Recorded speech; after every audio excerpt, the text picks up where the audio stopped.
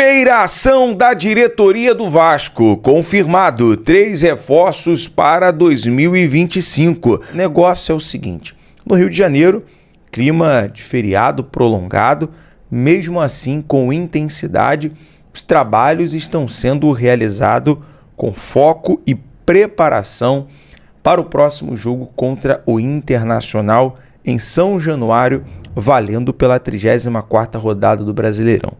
Quando eu falo foco, vontade, interesse, por exemplo, hoje, por volta de 7h30 da manhã, o Pair chega ao centro de treinamento, posta ali uma foto, demonstrando, o comprometimento do jogador.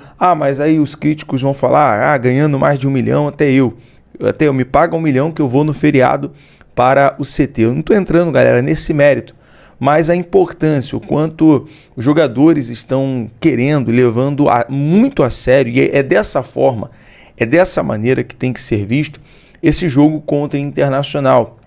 E, obviamente, em conversas ligadas com pessoas diretamente ao Vasco, o que entende o clima internamente entre os jogadores, junto ao presidente Pedrinho, ao técnico Rafael Paiva, o objetivo, o foco é um só, a conversa é uma só: classificar o Vasco para a competição internacional. É ter essa mentalidade vencedora. Então, depois desse data FIFA, aquele Vasco que nos decepcionou, nos jogos contra o Fortaleza, contra o Botafogo, aquela postura que o Vasco jogou contra esses clubes, vamos ver contra o Internacional um time diferente, um time mais intenso, um time com vontade de vencer, é aquela mentalidade vencedora. Isso tem sido pregado. Eu acho que a última coletiva do presidente Pedrinho, que destrinchou bastante coisa, além de acalmar e tranquilizar os torcedores, também internamente os jogadores, por conta do Pedrinho já ter reunido eles naquela semana e tranquilizar em relação à questão de salários, ao futuro do Vasco, ao próximo ano. O próprio, tanto o VP jurídico, como também o CEO Carlos Amodeu, falou bastante sobre a parte financeira do Vasco em 2025. Então isso traz uma tranquilidade, principalmente para os jogadores. Então o objetivo, a fala, o discurso é um só: classificar o Vasco para a pré-Libertadores. Então esse comprometimento, a gente viu a foto do Pair, mas não só o Pair, o Verratti, o Léo Jardim, os jogadores que são considerados importantes nesse elenco estão basicamente focados nessa classificação. Bom, passando aqui sobre a questão da preparação do próximo jogo, e nós vamos estar de olho no treinamento de hoje para trazer mais novidades e informações para você logo mais.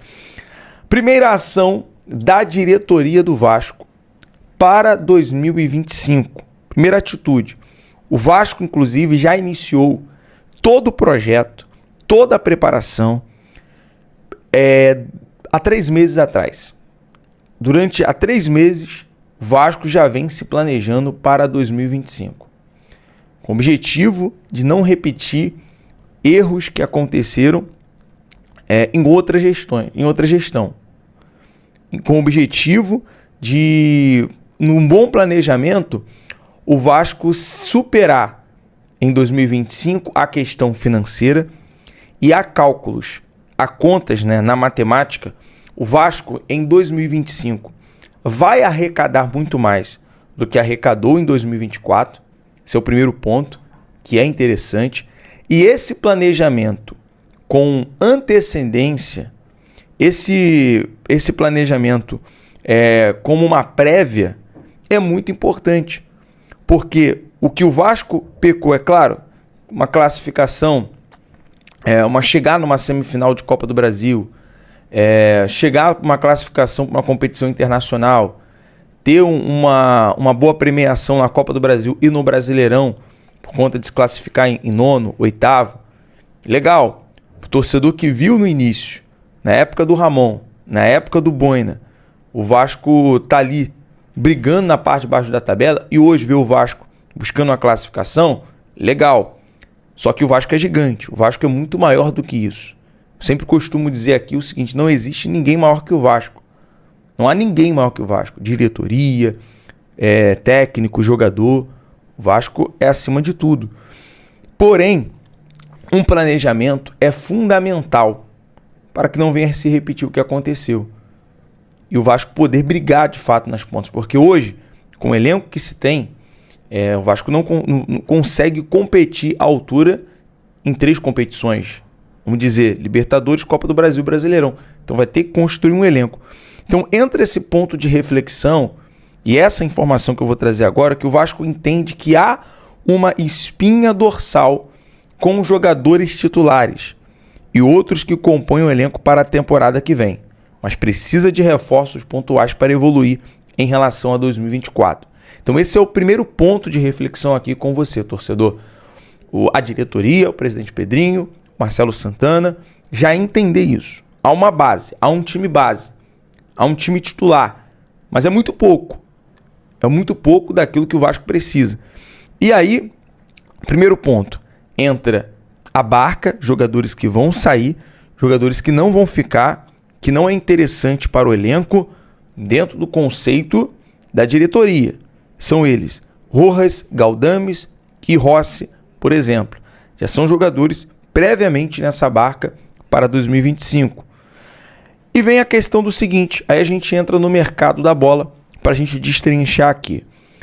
Informação que saiu no GE, informação do Bruno Murito, que trouxe com detalhes sobre isso.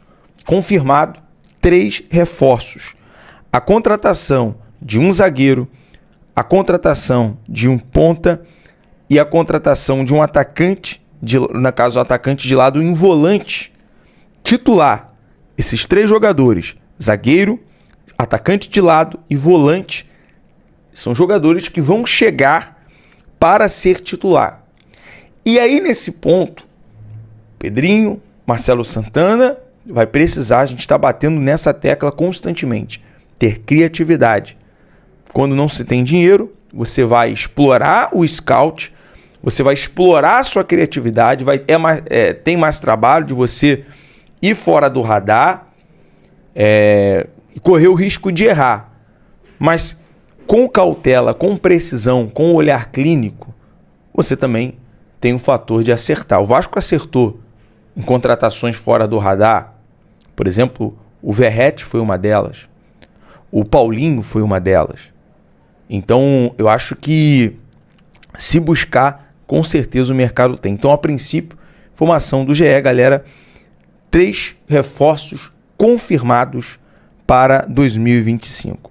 Outra informação que saiu ontem, e uma informação importante, é sobre a previsão da venda da SAF. Falamos isso no vídeo ontem à noite, resumindo aqui para a gente fechar o nosso giro. Para os torcedores que não acompanharam o nosso último vídeo, há uma previsão e já há um acordo troca de documentação, o NDA, que é um ofício sobre confidencialidade, algo confidencial, algo que não pode ser vazado, entre possível investidor que está interessado. Repito, não há negociação, não há proposta ainda, tudo é uma prévia, tudo ainda na fase de conversas. E claro, obviamente, saindo a informação vinda do Vasco, desse real investidor, a gente vai trazer aqui a notícia para você, torcedor cruzmaltino. Mas a previsão é que já em janeiro, no início do ano 2025, o Vasco já consiga vender a SAF, que é um desejo do presidente Pedrinho. Quero saber se você concorda. Claro que tem o nome do Evangelos Marinakis na mesa, que saiu a informação do interesse dele pelo Vasco, ou de um clube brasileiro. Existe sim essa possibilidade. Essa possibilidade não caiu, essa possibilidade não morreu. A gente fica aqui sempre aguardando, apurando. À tarde eu volto. Então é isso aí, rapaziada. Ficamos com todas as informações aí do Vasco da Gama. E deixa aí sua opinião, o que vocês acharam sobre o vídeo. E também não se esqueça de dar aquele like, se inscrever no canal, ativar o sino para ter as notificações e compartilhar com todos vascaínos. E um grande abraço aí para todos aí.